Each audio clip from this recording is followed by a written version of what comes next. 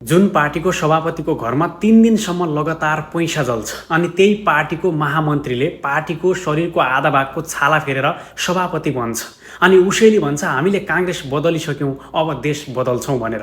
अनि हामी जनता टुलु हेरेर पत्याइदिनु पर्ने। अनि सबैभन्दा पहिला त्यो पैसाको स्पष्टीकरण दिनु पर्दैन।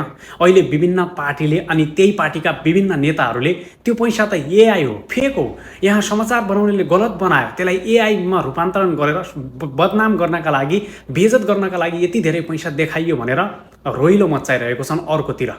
अनि हामी बदल्यौँ रे, हामीले काङ्ग्रेस बदल्यौँ रे, पहिला स्पष्टीकरण दिनु पर्दैन त्यो पैसा के हो, यत्रो पैसा कहाँबाट आयो।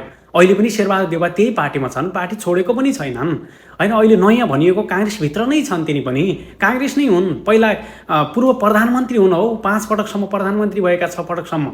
अनि काङ्ग्रेसको सभापति यतिका वर्षसम्म सभापति चलाएको मान्छे। अनि हामीले बदल्यौँ रे, काङ्ग्रेस बदल्यौँ। कताबाट बदलेको गगन दाई?